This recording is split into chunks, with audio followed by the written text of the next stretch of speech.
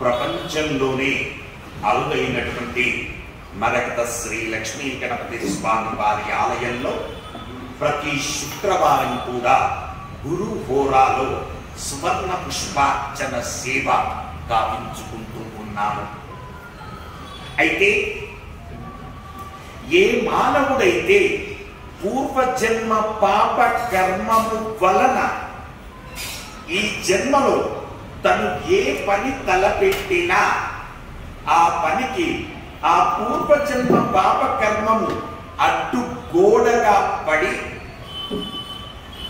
ఆ పనిని సక్రమంగా నిర్వర్తించనీయదట. అలాంటప్పుడు ఏం చెయ్యాలట? మనకు వైవర్తక పురాణంలో చెప్పిన దాని ప్రకారంగా మరకతంతో మలిచిన లక్ష్మీ గణపతి స్వామి వారికి 21 శుక్రవారాలు గురు హోరాలో సువర్ణ పుష్పార్చన సేవను గావించడం వలన ఆ పూర్వజన్మలో చేసుకున్న పాప కర్మము అడ్డు తొలగి ఆ పనులన్నీ కూడా సక్రమంగా నెరవేరుతాయట. అందుకే ఈ ఆలయంలో మనం ప్రతి శుక్రవారం కూడా గురు హోరాలో సువర్ణ పుష్పార్చన సేవను గావించుకుంటూ ఉన్నాము. అలాగే ప్రతి శుక్రవారం కూడా మనం ఒక రెమెడీ చెప్పుకోవడం సాంప్రదాయం. చాలా మంది నా దగ్గరికి వచ్చినటువంటి భక్తులు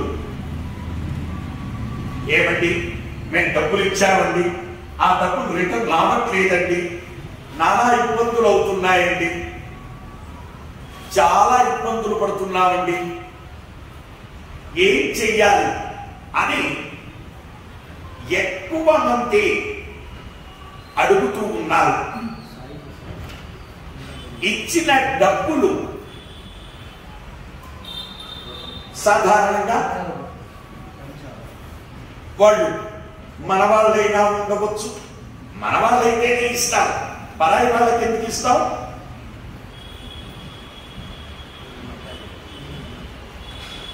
రిలేషన్స్, ఫ్రెండ్స్, అతి దగ్గరి వాళ్ళు, లేదా ఓ 2 రూపాయలు ఇంట్రెస్ట్ ఎక్కువ వస్తుందనో ఏదో రూపంలో మనం ఇతరులకు డబ్బులు ఇస్తే ఆ డబ్బులు రిటర్న్ రాక ఇబ్బందులు పడుతూ ఉన్నటువంటి వ్యక్తులు చాలా మంది ఉన్నారు. అలాంటి వారికి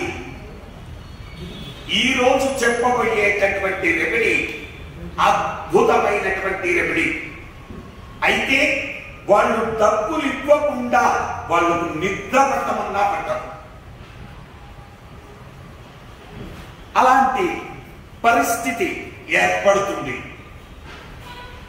అయితే ఈ రెమెడీని అమావాస్య శుక్రవారం రోజు కానీ, అంటే ఈ రోజు అమావాస్య శుక్రవారం రోజు లేదా అమావాస్య ఆదివారం రోజు లేదా ఏదైనా అమావాస్య రోజు, ప్రిఫరెన్స్ విల్ బి అమావాస్య శుక్రవారం లేదా అమావాస్య ఆదివారం రెండవ ప్రిఫరెన్స్. మూడవ ప్రిఫరెన్స్ ఎనీ అమావాస్య రోజున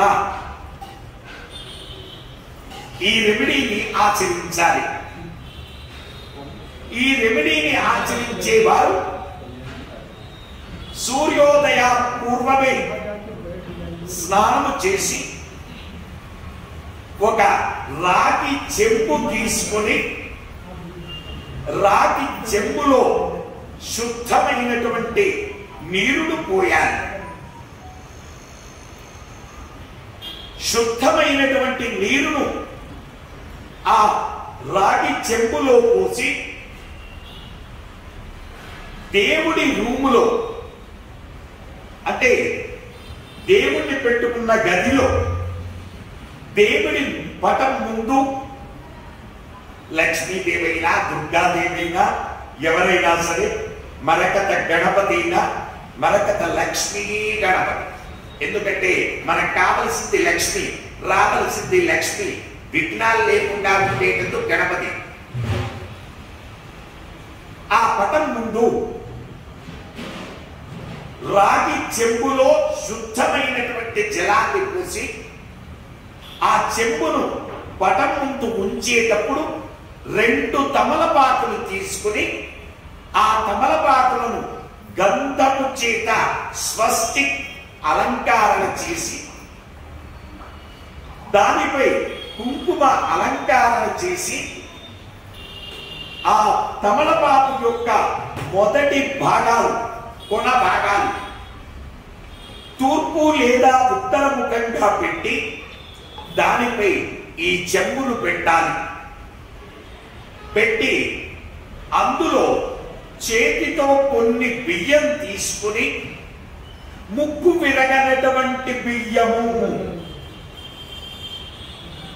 ముక్కు విరగనటువంటి బియ్యము కొన్ని తీసుకుని ఆ చెంబులో బియ్యము వేసి ఒక 9 నాణాలు తీసుకోండి. అవి ఏ నాణాలైనా పర్వాలేదు, అయితే ఒకే రకమైన నాణాలు తీసుకోవాలి.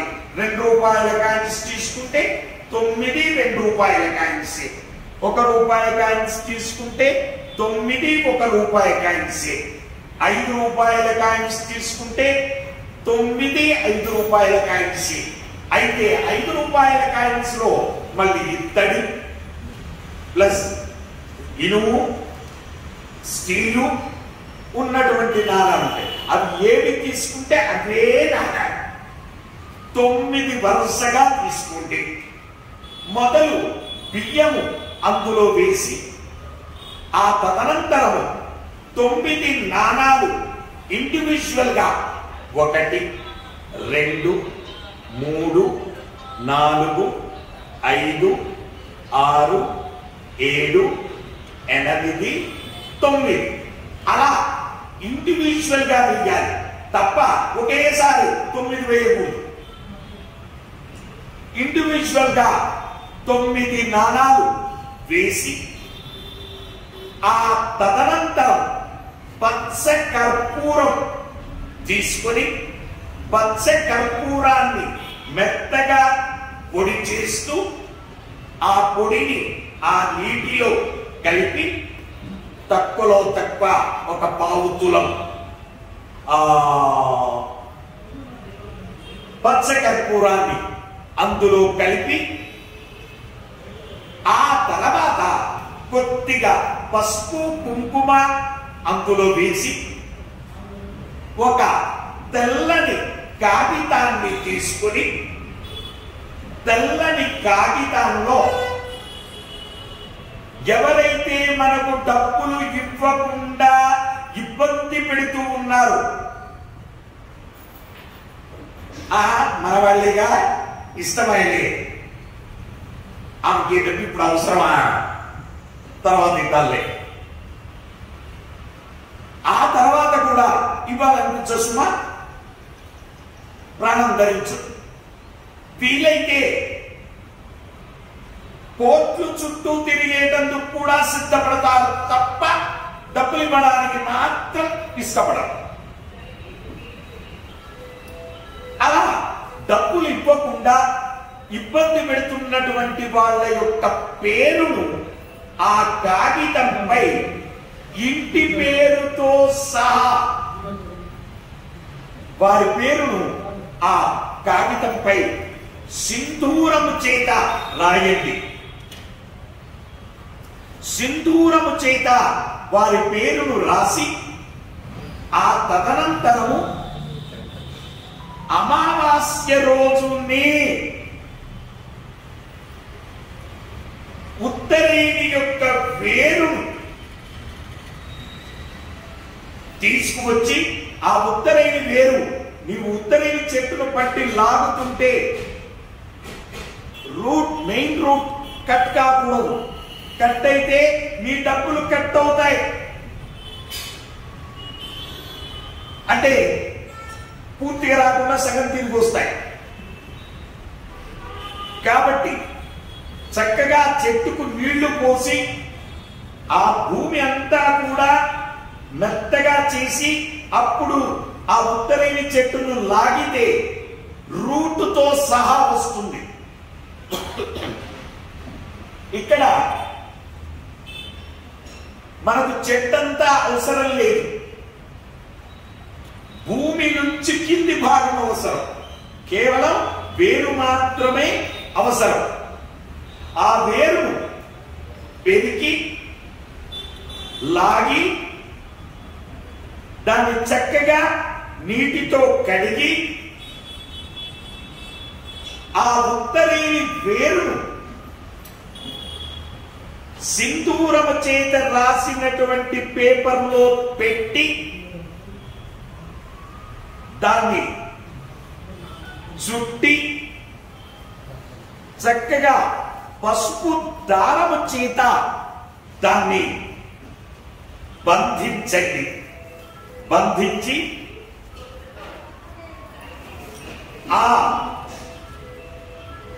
వేరుతో బంధించినటువంటి ఆ పేపర్ను ఆ కలశము ముందు భాగంలో పెట్టండి.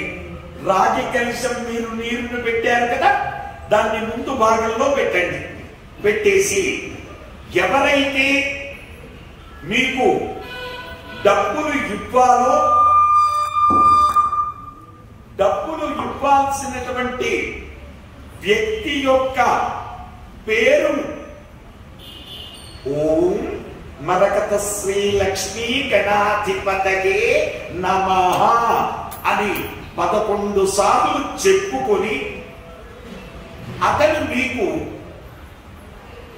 డబ్బులు మీరు ఎంతైతే ప్రేమతో అభిమానంతో ఆప్యాయతతో అయ్యో వాళ్ళు బాధలో ఉన్నారు, ఆ బాధలో నుంచి వాళ్ళు బయటపడాలి అనే భావనతో మీరెంతైతే ప్రేమతో డబ్బులు వారికి ఇచ్చారో అంతే ప్రేమతో వాళ్ళు రిటర్న్ మీకు ఇచ్చే విధంగా వారి పేరును తలుచుకోవాలి. 11 సార్లు తలుచుకొని ఆ పేరు ఆ తర్వాత 2 అక్షింతలు తీసుకొని ఆ పేపర్ మీద వెయ్యాలి. వేసి ఆ తర్వాత ఈ 3 రోజులు ఆ నీటిని అలాగే ఉంచాలి. 3 రోజుల తర్వాత 4వ రోజున ఆ 4వ రోజు ఏ రోజైనా పర్వాలేదు, తలవంచి స్నానం చేసి ఆ రాగి చెంబులో ఉన్నటువంటి నీటిని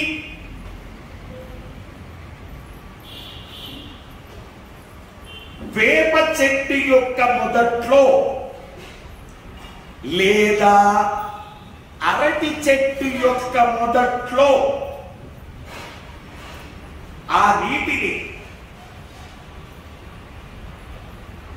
ధారగా పోస్తూ ఏ వ్యక్తి అయితే మీకు డబ్బులు ఇవ్వాలో డబ్బులు ఇవ్వకుండా మిమ్మల్ని మానసికంగా ఇబ్బందులు పెడుతూ ఉన్నాడో ఆ వ్యక్తి యొక్క పేరు తలుచుకుంటూ ఆ నీటిని వేప చెట్టు లేదా అరటి చెట్టు ఈ 2 మాత్రమే, వేరే చెట్టు కాదు, వేప చెట్టు లేదా అరటి చెట్టు యొక్క మొదట్లో ఆ నీటిని పోస్తూ ఆ వ్యక్తి యొక్క పేరు తలుచుకుంటూ ఆ నీటిని ఆ మొదట్లో పోయండి.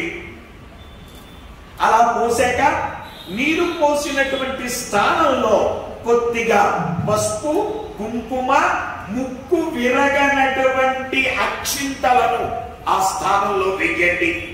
వేసేసి మళ్ళీ తిరిగి ఇంటికి వచ్చి అమావాస్య నుంచి పౌర్ణమి వరకు కూడా వరుసగా మీకు సుమారు 4 సార్లు అవుతుంది.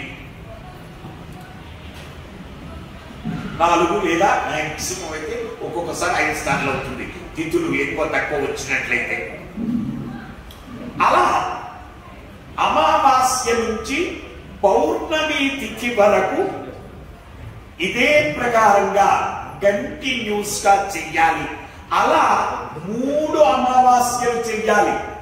ఆ డబ్బు వేలు కావచ్చు, లక్షలు కావచ్చు, కోట్లు కావచ్చు, ఆ కోట్లు కూడా అతనికి కలుగుతాయి.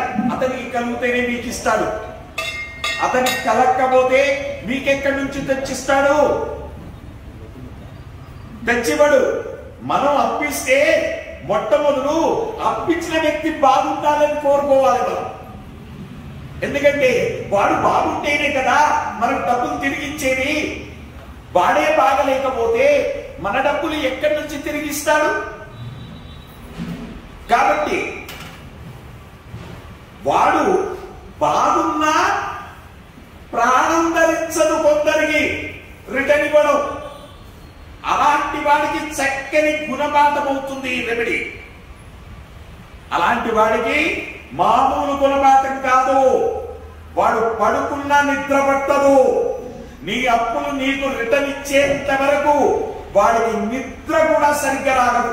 రోగగ్రస్తుడవుతాడు. గుండి కూడా ఇవ్వకపోతే ఇలా 3 అమావాస్యలు చెయ్యాలి. అమావాస్య నుంచి పౌర్ణమి వరకు ఇలా 3 అమావాస్యలు చేయడంతో ఆశ్చర్యపోయే విధంగా నీ అప్పు వేలున్నా సరే, లక్షలు ఉన్నా సరే, కోట్లు ఉన్నా సరే నీ డబ్బును నీకు రిటర్న్ తీసుకొచ్చిస్తాడు. ఏమండోయ్ అతను ఏమండి నీకు 1 కోటి రూపాయలు ఇవ్వాలి, ప్రస్తుతం మా దగ్గర 1,00,000 రూపాయలే ఉన్నాయి, ఆ 1,00,000 రూపాయలు తీసుకొచ్చి రిటర్న్ ఇచ్చి ఏమండి మిగతా 99 లక్షలు తర్వాత ఇస్తాను, ఇప్పుడు ఈ 1,00,000 తీసుకోండి అని ఇచ్చి వెళ్తాడు. అలా ఇచ్చి వెళ్తేనే వాడికి నిద్ర పడుతుంది. లేకపోతే వాడికి నిద్ర పట్టదు, భయాందోళనలు కలుగుతాయి, నానా బీభత్సం అవుతుంది, లేనిపోని ఇబ్బందులన్నీ క్రియేట్ అవుతుంటాయి. కాబట్టి నీ అప్పు నీకు రిటర్న్, నీవు ఇచ్చినటువంటి అప్పు డబ్బులు నీకు రిటర్న్ రావడం అనేది అద్భుతంగా ఈ రెమెడీ ద్వారా రిటర్న్ వస్తాయి. వచ్చేటప్పుడు మాత్రం మీరు ఎట్టి పరిస్థితుల్లో ఆ వేప చెట్టుకు కానీ ఆ అరటి చెట్టుకు కానీ నీళ్లు పోసి కోరుతూ ఉన్నప్పుడు శుభాన్ని మాత్రమే కోరాలి. ఎందుకంటే వాడికి మంచి జరగాలి. వాడికి మంచి జరిగితేనే మన డబ్బులు రిటర్న్ వస్తాయి. వాడికి మంచి జరగకపోతే మన డబ్బులు రిటర్న్ రావు. కాబట్టి రిటర్న్ డబ్బులు రావడానికి ఇది అద్భుతమైనటువంటి రెమెడీ. వచ్చే వారం మరొక రెమెడీతో మనమంతా కలుసుకుందాం. శుభమస్తు. ప్రతి శుక్రవారం కూడా ఈ ఆలయంలో ఒక రెమెడీ చెప్పుకోవడం సాంప్రదాయం. వచ్చే శుక్రవారం మరొక రెమెడీతో మనమంతా కలుసుకుందాం. ఎడమ చేతిలో ఉన్న అక్షింతలను కుడి చేతిలోకి మార్చుకొని